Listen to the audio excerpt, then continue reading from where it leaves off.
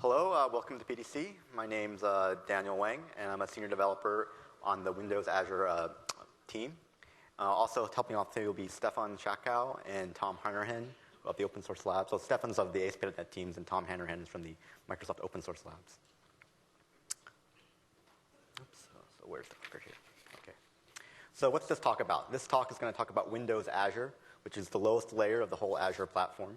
I'm going to go through the core programming concepts, basically everything a developer might need to understand to figure out how to program this platform. Later on, I'm going to do a demo after I go through the core concepts. Stefan Schakow is going to talk about programming ASP.NET on Windows Azure, since ASP.NET is a key programming model we support on Windows Azure. And also, Tom Hanrahan in the Open Source Labs is going to do a demo of some non-Microsoft technologies running and interoperating with Windows Azure.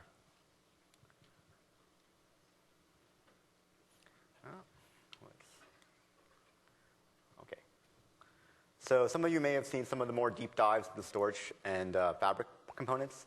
This talk is mainly a kind of an overview of all the major components and how they kind of put together to do some interesting stuff.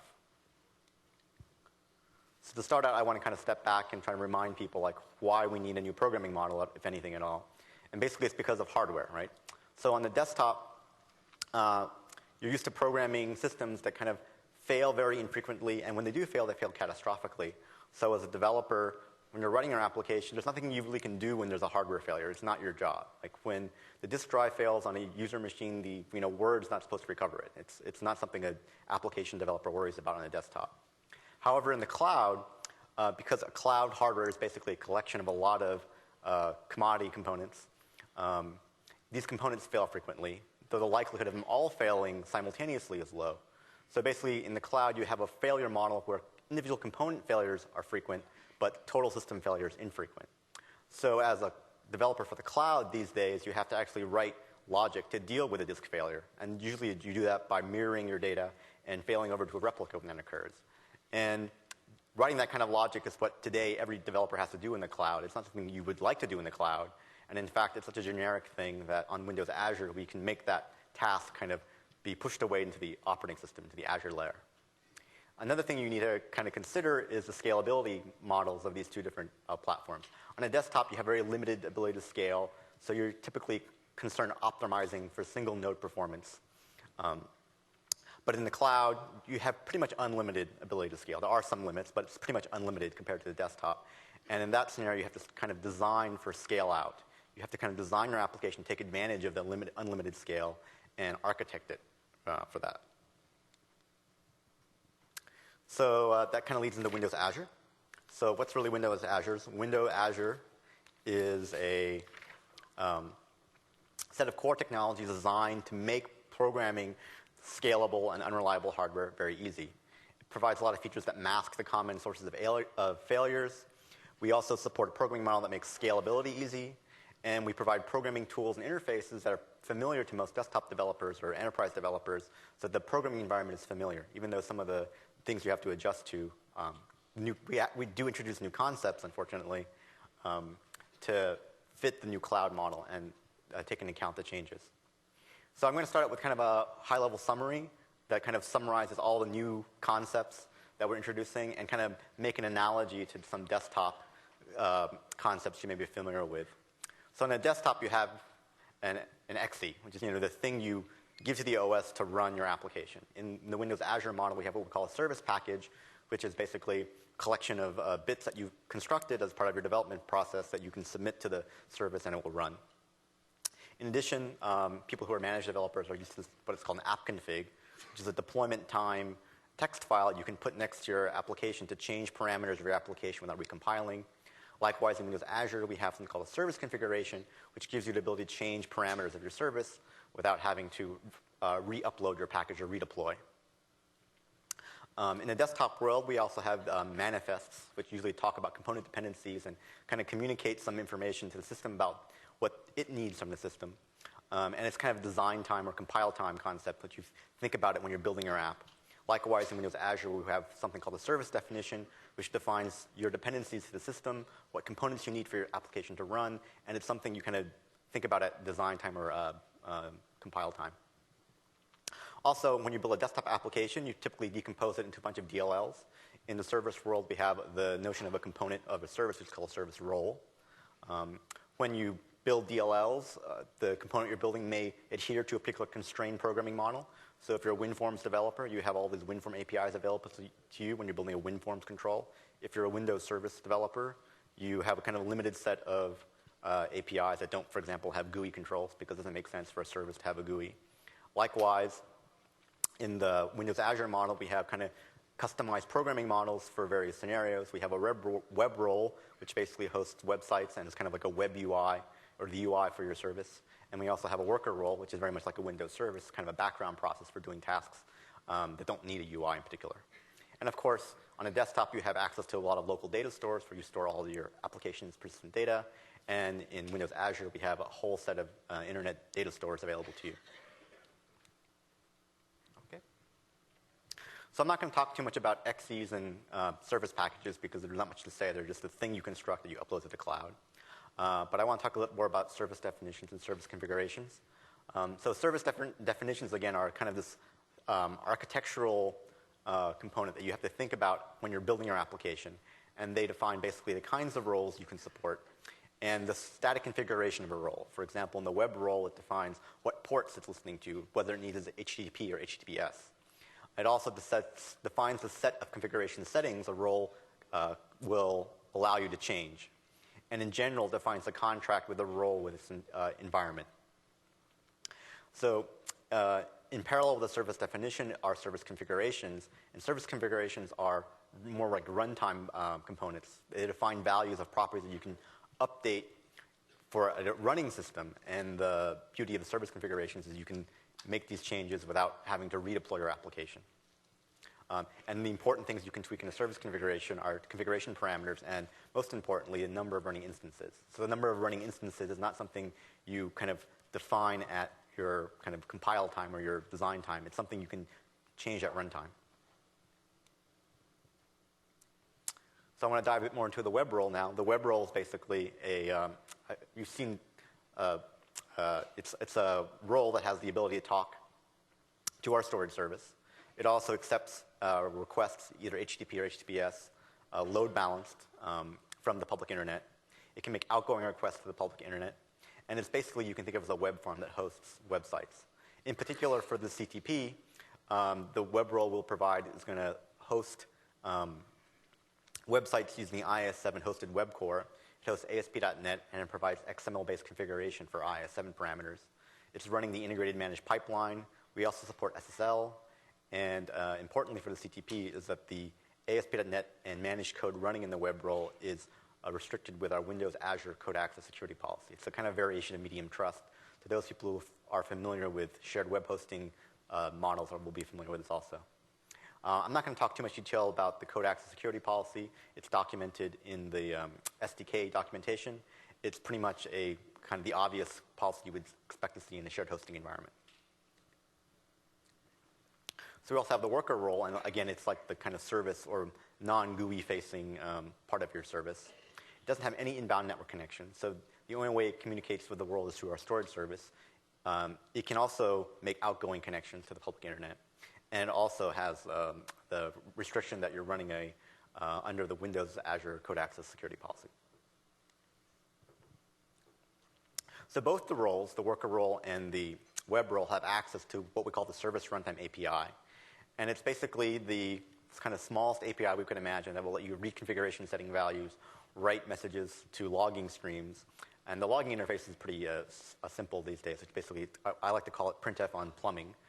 It's basically a way of just pushing a string out to our logging infrastructure, and via several copies and some time, it ends up in a way you can consume. It also lets you generate alerts that can be translated to live alerts, so you can get notifications immediately via paging or email. And it gives you access to unreliable local storage. So you may think reading configuration setting values isn't that magical thing. But if you think about it, when you're reading configuration setting value, when there's a change to that value, we have to propagate that change across multiple machines and do that for you in a transparent way. So having the ability to read configuration setting values across multiple machines is actually quite a very useful thing. And it also defines the interface, the kind of the entry point for the worker role. So I'm going to step through this a little. But this really is pretty much the entire API. There's a static class called role manager. It has a bunch of static methods. The first one is role manager running. This returns you a Boolean value telling you whether you're running in a Windows Azure context or not. And this is actually very useful for writing code that's portable. So you can detect whether you're running in Azure or not. And if you're not running in Azure, you may do something else to do your logging. So actually there's a sample in the SDK where it will run under Azure, or if not, use the normal .NET logging mechanisms. Here we have a way of just getting the configuration string. You give it a key, it gives you a value back. The get local resource is basically a way of getting access to a local store, which is an unreliable storage local disk you can have access to. And when you get the local resource back, you get the root path to it. And basically, you can do anything you want underneath that path. But we restrict your rights to only that root path. And also, you can write to a log. And when you write to a log, you can give it a log name. And we have predefined 5 standard logs you can write to. And also, it also defines the role entry point class, which is basically what you need to do to define a worker role. And for a worker role, you can have a public constructor, of course, and to implement 2 abstract methods, basically get health status, which tells you the status of your role, and also the start method, which is basically the thing that actually does the work. That's pretty much all the new actual .NET APIs we introduced in the CTP.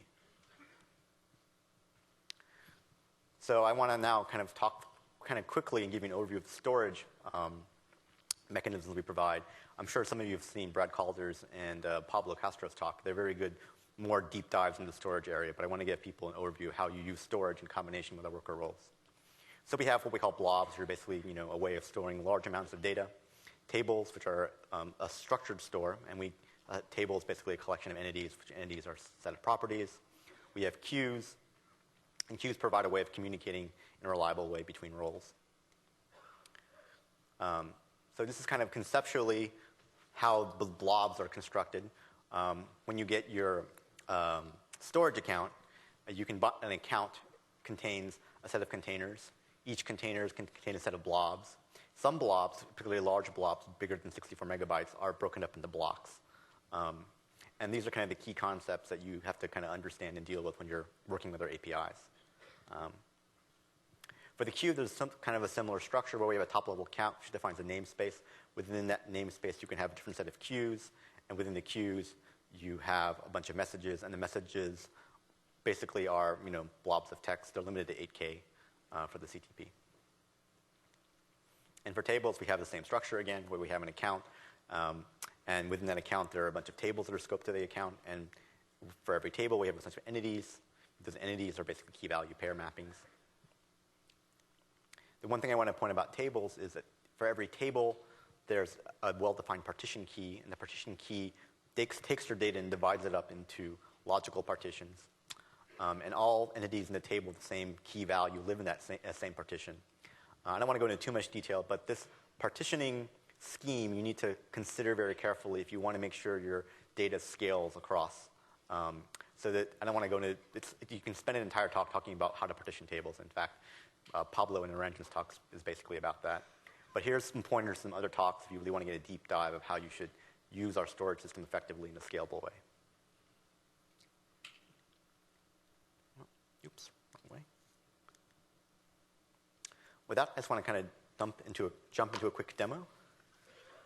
And let's see. Okay.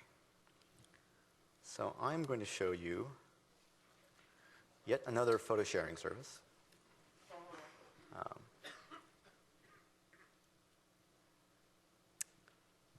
Did we switch over here? Oops, did I get the wrong one? Sorry. Tab C. Okay. Oops, get rid of the breakpoint. Yeah. Oops, sorry. Hold on a second.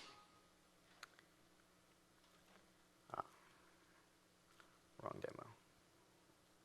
Okay, so I'm going to start out. Forgot to over here. Talking about this photo sharing service. And to start out, I'll actually kind of walk through a lot of different scenarios you might have.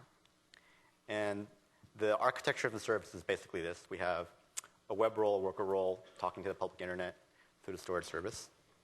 And one thing you might want to do is just upload content statically without having to go through any fancy web interface or not. And we support this model. In fact, in the SDK, we have a little PowerShell extension that you can use. So let's see if I can do this properly here. SDK examples. We call it Cloud Drive. And we can mount the drive. And now I've mounted, this is all running locally on my box. It's part of the SDK, which is a simulation of the cloud environment. So now I can CD into my blob directory. And there's nothing there, so let's make something. Hold on a second, let me remember my commands here.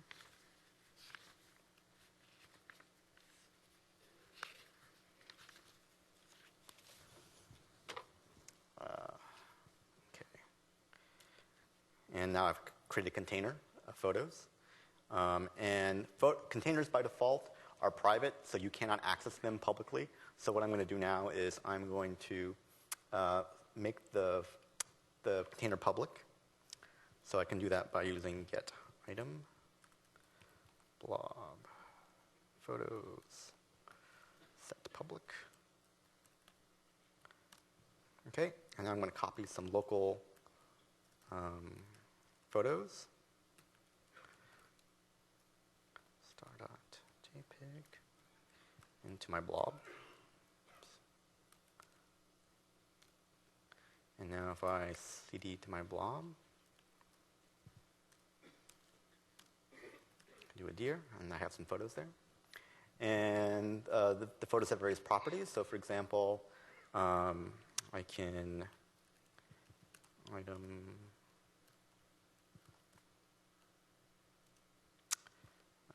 image, and one property is the full name, which is actually the URI to it. So let's say that's here. This URI is to the local simulated storage environment, and I can now hit it.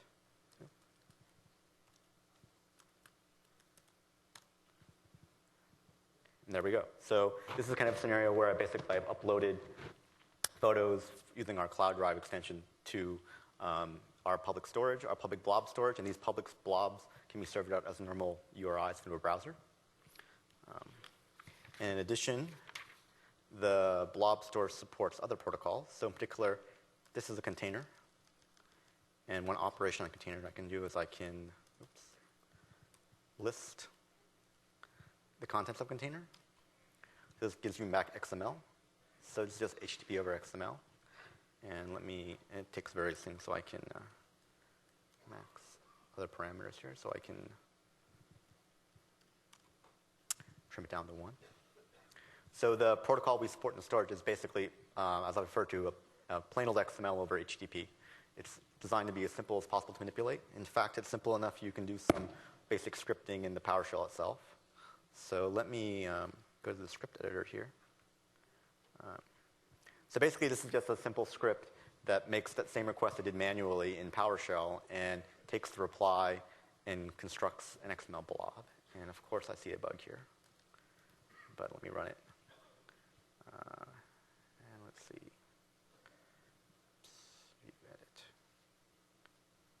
What's the run thing here? Oh, there it is. Okay. And what happened here was I just made an HTTP request, got back some XML, and PowerShell has a built-in XML type, so you can get back an XML document and start manipulating it and do some basic scripting in PowerShell to interact with our storage service. So now that I have some photos uploaded, I want to talk to you about, let me skip through this for a second. How you would start serving dynamic content. So another scenario you want to do is serve dynamic content. And this scenario, we're going to have a web role serving some ASP.NET ASP.NET pages to the public internet. And let's see, now I can switch over to this demo. here again.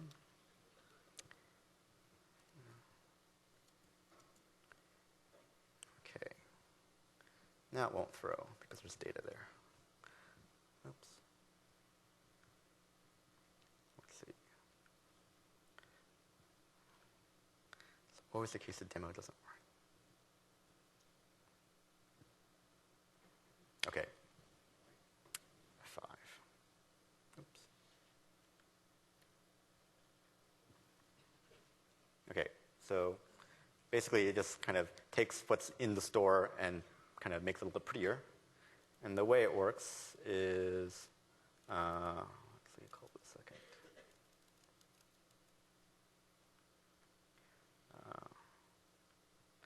Pretty straightforward for those who are familiar with ASP.NET. The page itself is nothing more than a data grid, and the code behind for the default ASP actually just doing data binding. The important thing to understand here is binding to this particular data source. And this data source is a class I wrote myself, which enumerates using our REST protocol. So I'm going to walk through that and show you how that works. I'm putting a breakpoint here, which, oops. Where is the breakpoint? Okay.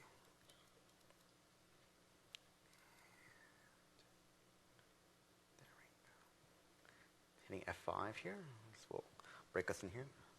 So this is kind of a typical loop you would write to interact kind of directly with our REST protocol. So here I'm making a request to the container with various parameters. This is the next marker. So one important feature of our all the enumerators in our protocols is they're pageable. And the way they work is basically you pass into it a next marker, which is basically the next set of results. And I'm using that here. Initially, it's null. But basically, make the request. We get the response. And notice here that when I make the request, I'm using an explicit. I've written my own little library that lets me choose whether I make retries explicit or not. And in this case, I always want to retry if the request fails. Get the XML document, and then kind of take the XML document apart. Step in this for a second. So this is just basically a very simple class. The one thing I want to highlight here is the thumbnails here are generated automatically behind the scenes by this get thumbnail operation, so they're not part of the image themselves. Okay. And we're here again.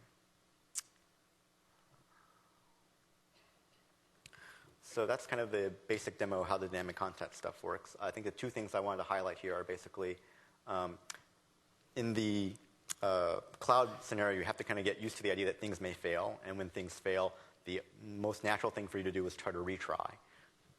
Things may fail because of network failures or because there's a blip in our storage system.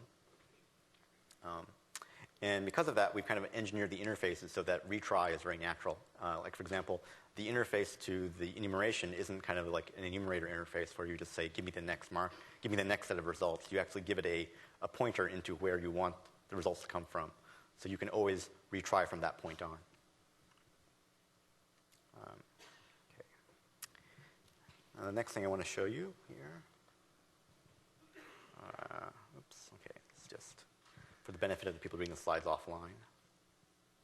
How to do background tasks. And the background task, I'm going to do a thumbnail generator, which I'm sure you have seen in demo many times. So the thumbnail code for generating, let's see, I will show you, go back to the website here. So I have an upload page.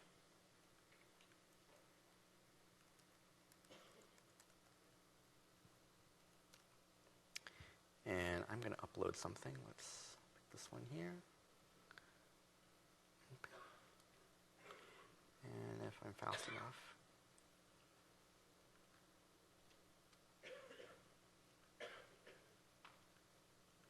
Okay, I may have missed it.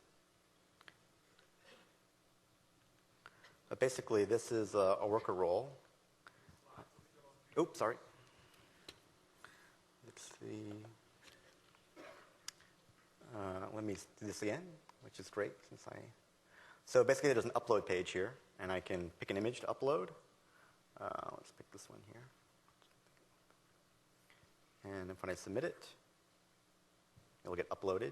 And when I upload new images, the worker role is going to automatically pull the queue, and eventually it will find the new image and create a thumbnail for it. So this polling, I'm not going to wait for it to show up. Let me just walk you through the code. I want to highlight a few things about the code. Okay. So the important thing about I want to show about the code, this is kind of the worker role code here. Here is your main loop, and the main loop is basically doing two things. One, it's spawning a background thread. So basically the worker role can be multi-threaded, so you can have the full power of .NET threading here. And what the background thread is going to do is just a very simple loop that just loops forever, touches every photo and generates a thumbnail for it, and then sleeps on a configurable poll time. And this poll time span is a property that is fetched from the configuration settings.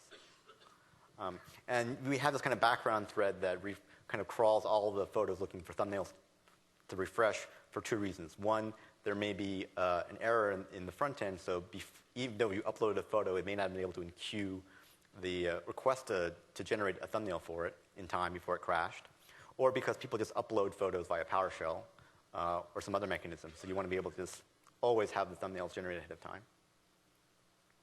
And also we have a more complicated refresh updated loop, which just basically sits there, waits for basically it passes in a function to process when new photos are available to be processed. Okay. So I mean, this is at some point this sample is not really available right now, but after the talk I'm going to find some way of making this available. It uses kind of a simplified client library. We ship a client library in the SDK. I was thinking of demoing that, but it's a little kind of complicated because it does all the error handling correctly. This is more of a kind of a simplified basic client library. It's probably worth showing to people in general. Okay, back to the slides here. Okay. So those of you who saw the upload page may be wondering, how do I do this on a per user basis? What's the authentication story here? So you have a storage key, and that storage key is used to authenticate with you and the service. It's not something you want to use to authenticate end users with. So you'll need some other internet-friendly authorization scheme for your service. The Windows Azure platform is, as I say, is kind of agnostic to this. You can use LiveID, OpenID. In fact, we'll have some demos of both of them running. And as part of the SDK, we provide role membership providers that use our table service to implement a basic forms authentication model. So with that, I'm going to hand it off to Stephen Shaka, who's going to talk to you about ASP.NET and how it works on Windows Azure. So let me go here.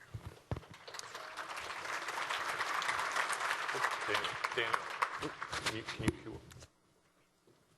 Okay, so Daniel was showing you, some of the specifics about what's involved with going out and coding to either the web service role or the worker role when you're in Windows Azure.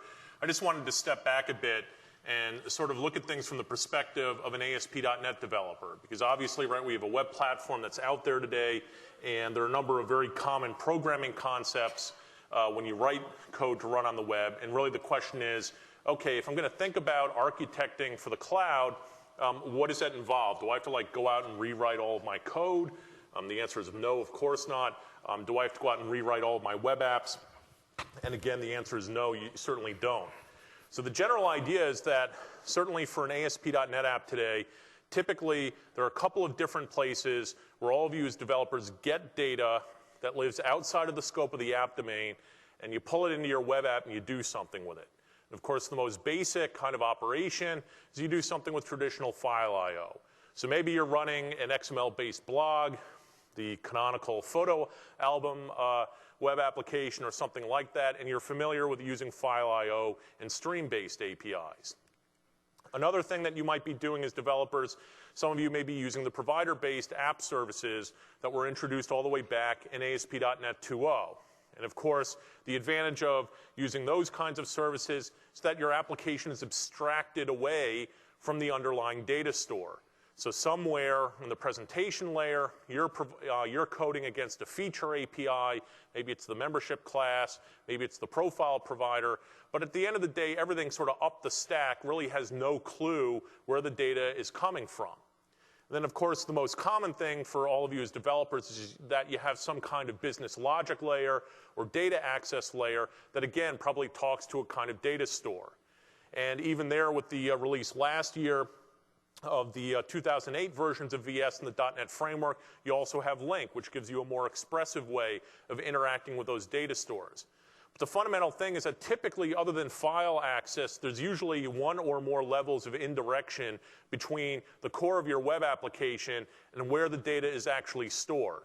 And assuming you've been doing, you've been good architects and good developers and been following this kind of three-tier development, you probably already have the degree of isolation that you need in your apps so that you can start thinking about coding against the cloud. And if I were to take sort of my canonical application here and start thinking about what does it mean to move pieces of it over to the cloud, the first one is obviously file I/O. It's still there. It's just you're not coding against a stream-based file object anymore. Instead, you end up coding against the blob storage services and interfaces that Daniel was talking about. If you happen to be providing, or using the provider-based features, it's actually quite a bit cleaner because, again, from the point of view of the code that calls into the provider-based app services, nothing changes. And I'll actually show you that in a little bit because inside of the Cloud Computing SDK, we have a whole bunch of sample providers for membership, roles, profile, session state, you name it, that all work against the table storage service. What's pretty cool about it is everything up stack from that is completely oblivious to the fact that your data is now sitting in the cloud. And then again, for 90–95% of your code that's out there, you already have business logic layers, you already have data access layers, so chances are you already have the level of abstraction that keeps the rest of your presentation tier separated from the actual SQL Server or Oracle system or relational data store that you're using. And although it's sort of early days for us right now in Windows Azure, what you'll see is over time, and again, if you were in Pablo's talk, you probably already saw previews of that, is that we're working on having Astoria enabled as a data access mechanism for data that's stored in the cloud, whether that's table storage or SQL Server data services. And the nice thing about that is, again, for all of us as developers, as long as we know how to use DALs, we know how to use Link, underneath the hood, it doesn't really matter that the underlying physical data store has been switched over to run on Azure. So what I'll do at this point, switch back again over to the demo laptop, and I'll walk you through two sample applications just to sort of give you a flavor and a feel for just how little of sort of the presentation layer of an application actually changes when you're running inside of ASP.NET. So the first thing we have is a copy. It's a copy of one of the sample apps that are in the SDK that demonstrates using a lot of common provider-based features that ship inside of ASP.NET. So first off, let's go ahead and try to create a new user inside of my ASP.NET application. Let's go to Create, New Wizard, ASPX. And so for those of you who played around with ASP.NET before, again, you may not use this in your apps, but you probably heard about it or seen it. We have this handy-dandy little Create User Wizard. So go ahead and say, let's create someone called Test User 1. And I'll give it a password and a bunch of other information. And then what we've done in this sample app is we templatized the Create User Wizard so we can also store some information inside of the ASP.NET profile. So things like question and answer, give me some information about who I am. So, I'll just throw in some info there. And then after we go out and we create that user, passwords must match, okay. Yes, so let's go out and actually try to put in two passwords that'll match each other, excellent. Okay, so now we should get popped over to the second step where I can type in some additional information. So in this case, I don't actually have any roles currently, it looks like, configured in the application. So we'll just sort of blow through that right now. And so at this point, I've at least got a minimal user who's running. It was created using the membership functionality for create user, and it used profile to put in this extra information, metadata about my user. Again, underneath the hood, it's using the providers in the SDK that are all running against the table storage service in Windows Azure as opposed to running against SQL Server.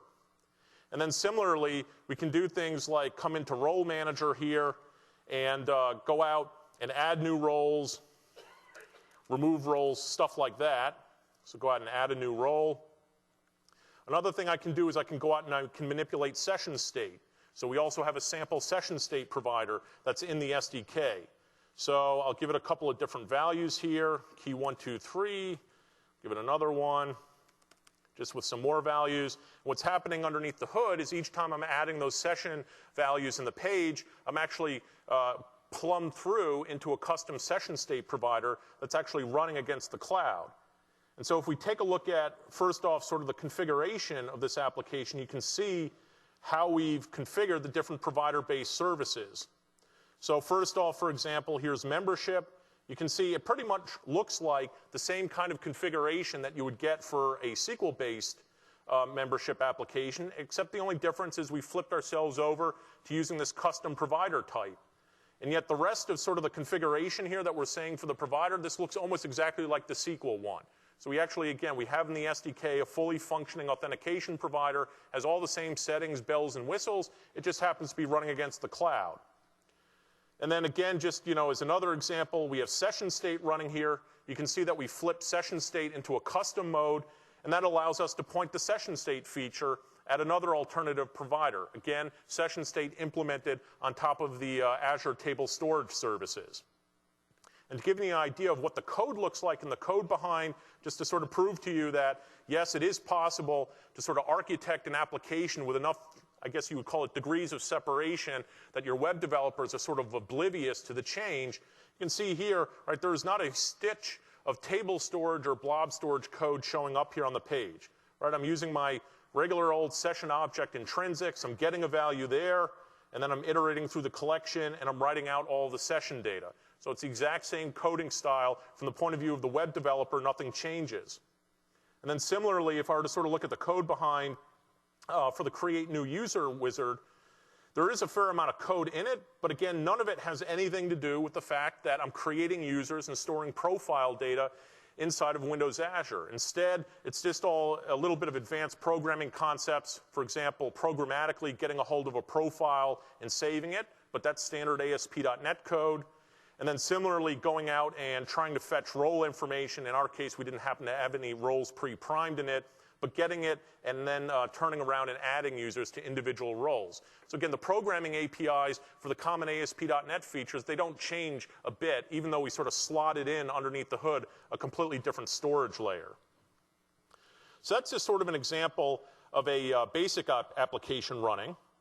We also have the Personal Website Starter Kit, which originally shipped, I'll get to the Personal Website Starter Kit, which originally shipped back in Visual Studio 2005, and so I've also got that running here.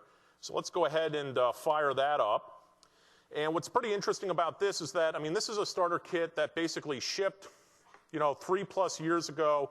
We haven't gone out and had to make changes to like how the application looks or feels. And it's actually a pretty good object lesson in terms of like where in the application we had to make the changes to sort of switch over from SQL to using the Azure storage services. So let's go out and log in. And in this case, again, because it's a canonical photo album, go out and say, let's go create yet another new photo album. And we'll make it public. So this operation actually underneath the hood is the equivalent of like writing a record into a database. However, we've replumbed the internals of the business layer so that instead we're storing rows inside of the Azure table storage. And then similarly, I need to go ahead and upload some images. So, let's go out and I'll upload 3 different images into my photo album.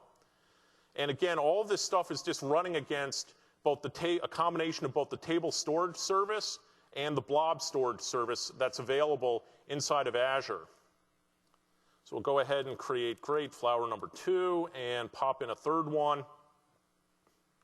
And then once we've done that, we'll log out, come back into the application, and we should actually have a functioning photo album, all built on top of the starter kit code that, again, is 3+ years old.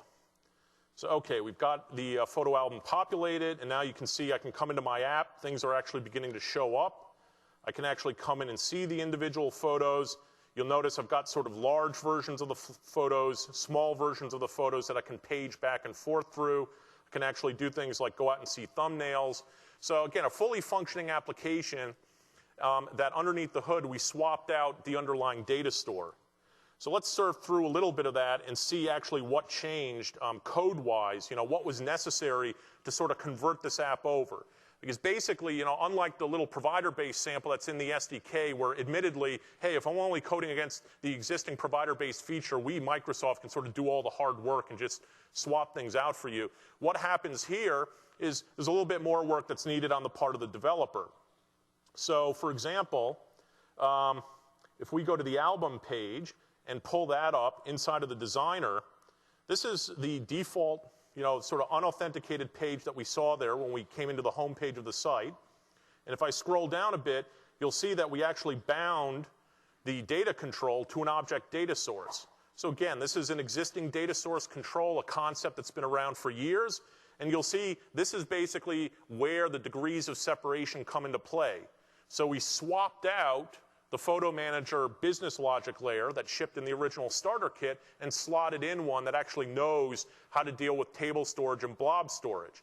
But again, from the point of view of like the web developer who's working in the presentation tier, they still have controls, they still bind to data sources. You can still go out and pick which business operation you want to operate against. All of those concepts stay the same. So you don't have to go out and relearn how do I actually build my web app. So the proverbial, the rubber hits the road when we actually start taking a look at how the management of the photo album works. So I'll just keep it in sort of source view here, but you'll notice in this case, our object data source happens to be doing a heck of a lot more. So it actually can do things like create albums, remove them, edit them. And if we instead drill in and take a look at this photo manager, we can see what kind of code is involved in actually going out and talking to the underlying table store. So we'll go into Photo Manager, and we'll take a look at the Add Album method. Nope, not the Get Photo method, the Add Album method. And right here, in a nutshell, if you're wondering, as an ASP.NET developer, what does it really mean if I want to start making use of any of the cloud storage mechanisms? In essence, this is what it comes down to. You're going to take some pre-existing, maybe it's SQL, maybe it's MySQL, maybe it's Oracle. You're going to take your pre-existing data access code, and you're going to comment it out. Because this is literally in green. That's the code that, again, shipped a couple of years ago, old style, ADO.NET calls directly to the database. And in our case, this is the point where, as a developer, we now have to sit down and we have to make a physical change. So in this case, we said, something? I can't code to ADO.NET anymore. I actually need to start modeling a data access layer that actually matches table storage. So if we drill into what it means to create an album, we can see that there's not a whole heck of a lot of code involved. This is basically the core of it. And what it comes down to is we went out and we created an object-oriented representation of an album row. So, it's just nothing more than a dumb object with a couple of properties. It's just, proverbial plain old C# object. But the magic is actually in these 3 lines of code inside of the try-catch block. You'll notice here that we've created something called a table storage data service context. Now, if you played around any bit with ADO.NET's Astoria capabilities, right? That's ADO.NET support for making database calls, in essence, using RESTful URLs over HTTP, and they have a concept of what's called a data service context. And then what's supposed to happen is that implementers of data stores can write derived implementations of a data service context. And then what happens is from there, you can expose common operations and also eventually build link queries on top of it. So we've got here is sort of the first step. We've got in the SDK a custom version of a table storage data service context. So it's basically an Astoria endpoint to the table store that's inside of Windows Azure. And I, as a developer, I don't have to write this data service context, right? This is available. I can go out and new it up. All I do is I say, wonderful, I've gotten an object, which in this case is the album row. This table name, this is actually the name of the table, the quote-unquote table that's sitting in the table store where I'm going to store this data. And I say, great, have a nice day. Please go save it. The end. Now, that's sort of the state of the union today in terms of, what you as a developer have to write. The reality is, again, between sort of my team, the SQL folks, ADO.NET, Daniel's team working on Windows Azure, right? What you'll see over the coming months is that it'll get to a point where you don't even need to sit here and say, oh, okay, well, go create a data service context, et cetera, et cetera. In fact, if you happen to go to one of the dynamic data talks earlier this week, you would have seen a prototype of dynamic data and Link working against some of the storage services in the cloud. So again, even though this is somewhat low level today, don't worry, it's not going to stay that way forever. We'll continue to sort of put on an abstraction layer on top of it so that you can just basically use Link or dynamic data or higher level frameworks to beam into the data stores. So with that said, let's go ahead and switch over. And Daniel, I think, has a few more words.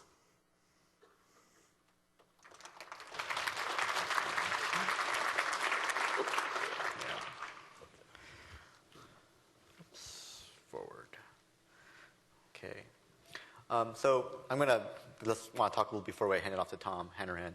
So Windows Azure is designed to be an open platform. Open in the sense that just as Windows Server 2008, you can run open source technology on that today. Windows is not, Windows Azure, for example, is using a .NET CLR, which is an open standard.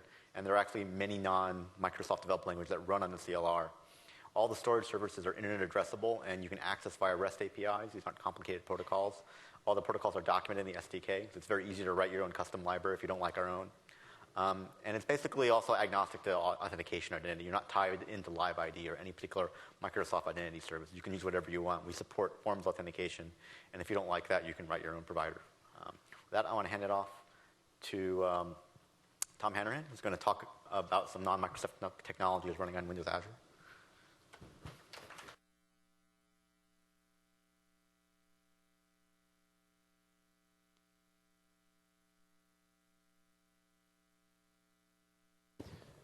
Thanks, Daniel. As Daniel said, I would like to talk to you just briefly today about some non-Microsoft technologies that are supported in Azure. And in particular, I want to talk about open source software that can be developed to run either as a service on Azure or to access services from Azure. And I'm going to start with the latter.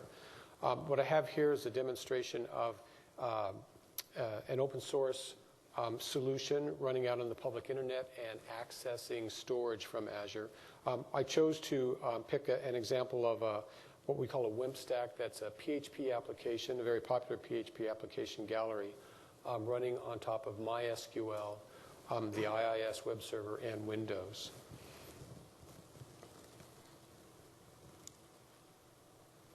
Now, we had to do just a couple of fairly simple things to make this work. We took the basic PHP core engine and we created wrappers around the blob REST API to represent them as PHP objects. And then we created a subclass, an Azure subclass, inherited from Windows NT platform so that we could redirect calls to storage away from Windows NT to Azure. So I'm going to give you a quick demo of that. So this is Gallery, and what we've done is create a photo album with all of the storage up on Azure. So if you take a look at my local host, you'll see that I have all of the photos represented here as objects on that local host. And then we can do the things that you would expect. I don't particularly like this dog photo, so I'm going to remove it from the album.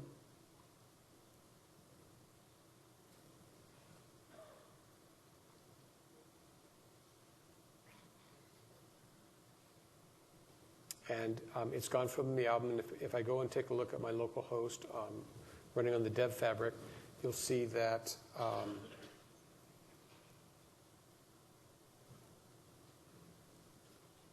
as I refresh,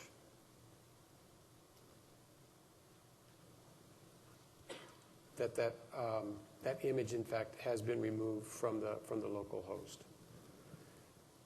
Now I'll go back to gallery. And I can add an item as well. And I have my photos stored on my local drive.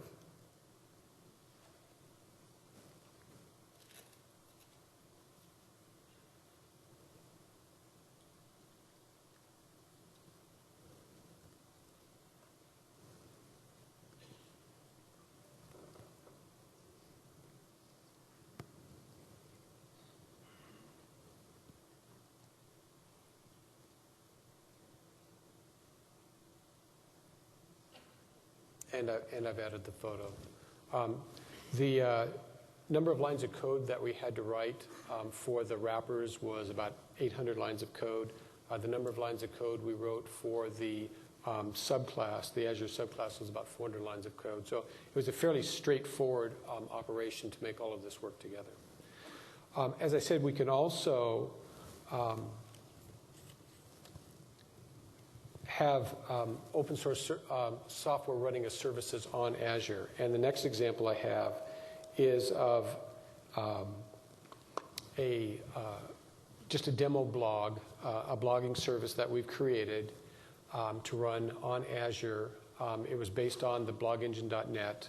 And what we wanted to demonstrate here is that as an open source developer, we can let you authenticate your users using either Live ID, if you choose, or OpenID. So the demo I'm going to show you now shows a simple blog engine that allows both of those types of authentication. All right, so here's my demo blog, and I've got to sign in. That leads me to this web page, and you can see here that I can log in either as Windows Live ID or using OpenID, and I'm going to do OpenID first. So I'm going to tell this service to go and look for my ID on my own personal website.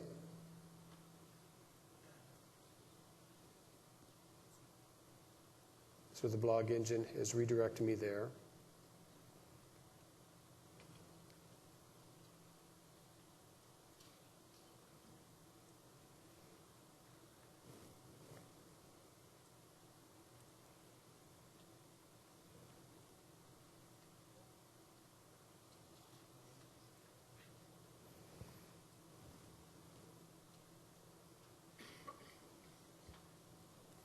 And once it's found my login ID, then it redirected me to my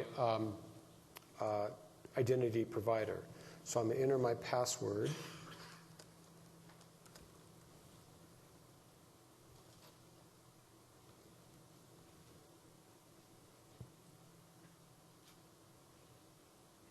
And you can see that I have indeed now logged into that blogging service using my OpenID. I've also, this particular user I've set up to be an administrator of the blog, so you can see from add entry, blog role, et cetera, that this particular user has extra capabilities on the blog. Now I'm going to sign out, and I'm going to sign in a second time using my OpenID, but this time I'm going to use an info card rather than a login and password.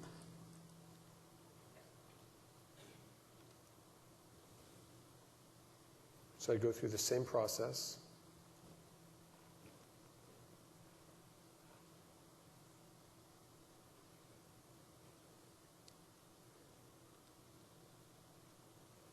And I have Sideshow Bob wanting to come into the blog site, so I'm going to allow him to do that.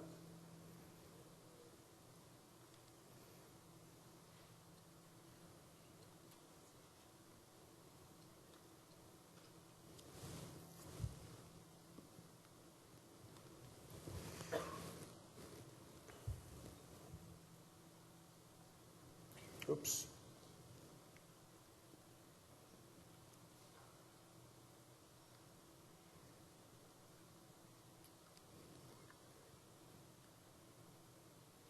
I'll give it one more shot.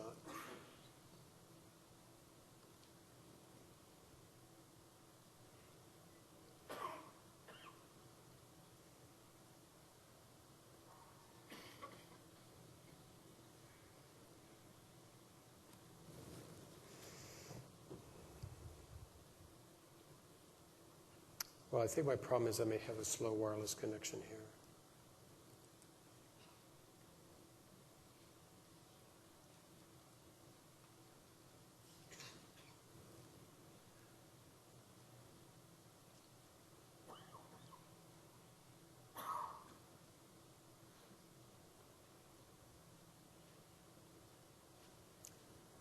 So I will make one more shot at this one, and if it doesn't work, then I'll just move straight to the live ID demo.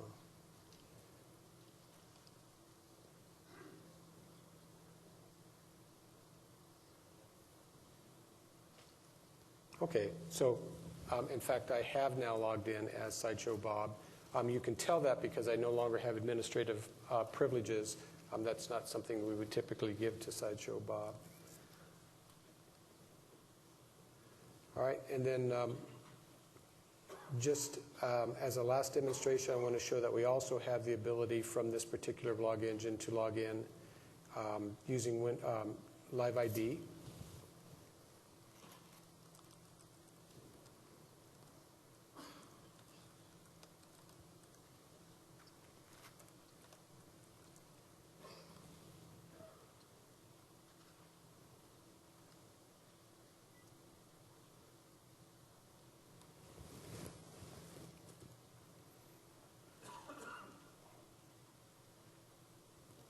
And there it is. So again, the purpose of this was to show that with relatively few engineering resources, we were able to create an open source application, an open source stack that could access blob storage from Azure.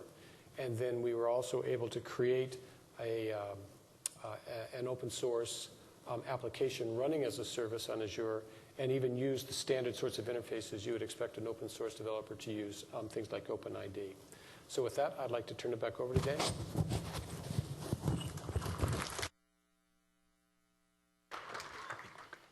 Okay, let's see.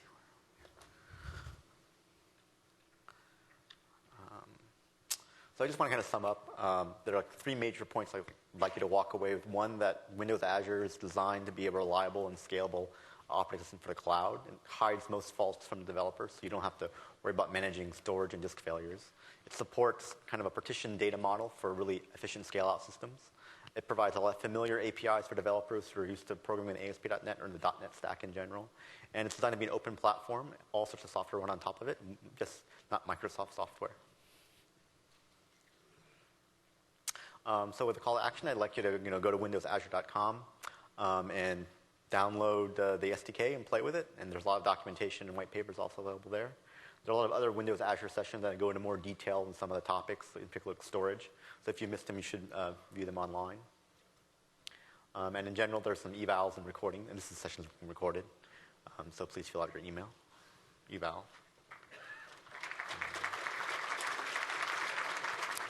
And with that, we'll take questions. I have one question about. Sorry, who is speaking? About the integration of Astoria, ADO.NET data services. Sure. Is that something, as I got that right, that's not yet in the CTP? But that is definitely coming? It is. The Astoria integration is in the CTP. I would recommend you look at Pablo Castro's talk, ES04, for more details and a really in-depth demo of how to use that. Okay. So, thank you. If you missed it, it's online now. It will be online. I think it's actually online today. Okay, thank you. That was really Over there? Yeah. a question about moving an ASP.NET website to Azure. Is it literally as easy as just copying all the files over?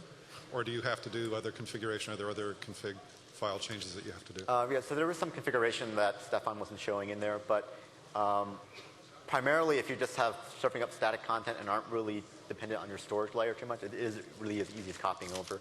There's like a hello world example in the SDK, which is literally just standard ASP.NET website. It doesn't do anything other than show hello world, and that's just unchanged basically. So over there? Yeah. Yes? In the stripes, yeah. You talked about migrating an ASP.NET application, say the provider from on-prem to the cloud. Are there any data migration techniques so that we could move? I didn't notice the data being migrated there. We haven't thought too much about that, but it's definitely something we should look into, maybe writing some standard practice papers on it. One thing you could do, for example, with the PowerShell, you could imagine doing scripting as a one-off conversion tool yourself, but we don't have anything in box to support that, but that's definitely something we could look into. Okay. When would you use Azure storage versus SDS? Do you have any guidelines on that? So SDS is the database in the cloud. Windows Azure is kind of a lower level service. Just like an operating system, we provide file systems. Well, I mean the storage. When you talked about storage there, you talked about tables as one of the entities. Were you referring to SDS? Yeah, so Windows Azure provides a lot of storage services and it's designed to do low cost, highly scalable storage very cheaply. The table storage provided is not designed to be a fully relational model in the long term.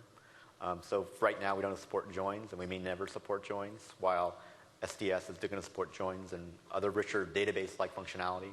So the tables provided more like structured blobs than really structured tables, but they're not intended to be as rich as a SQL Server SDS model. Okay, thanks. Yeah. Is that the reason that there is no ADO.NET provider for table storage? So ADO.NET, you mean by the old ADO, traditional ADO model, relies on SQL strings typically, and we decided the best interface to converge on was Astoria because one, it's a REST protocol, so it kind of gave us a wire protocol and a standard programmatic interface all in one go. Yeah. Oh, the mic's dead. Why don't you swap? Why don't you start and we'll go ahead. Hello. Yeah. I wanted to know, in order for us to put our stuff in the cloud, what kind of things we need to install on our machine so we can test and simulate that? So the SDK, which you can download freely today, requires Vista SP1 or Server 2008. It requires Visual Studio 2008 SP1 if you want to use the Visual Studio integration, and .NET 3.5 SP1. With those prereqs, it should be easy to get on if you're a really up-to-date dev. You can just play with the SDK, and once you have a service you want to upload to the cloud, then you'll need to get a token. To get a token, you'll need to register through the Azure.com site. You'll bring in a connect. You'll be in line, and then you'll be able to publish your service to the actual cloud. Thanks. Hello? Yeah. My question is that now ASP.NET can host it by the Windows Azure. And now I know PHP is widely supported by iOS, by CQ. And do we have plan to let Windows Azure support PHP application? So I can't talk concretely about PHP, but for the CTP, we are only supporting managed code that runs in this restricted code access security policy. So we are going to support native code eventually, and when we support native code, whether we can support PHP is an obvious question to ask, because IS7, the pipeline we have, could directly support PHP, but we haven't made any concrete decisions about that. Okay, thank you. Yeah. Oh, there's one more question. Oh, I think, are we done? Yep. Well, thank you for all staying here.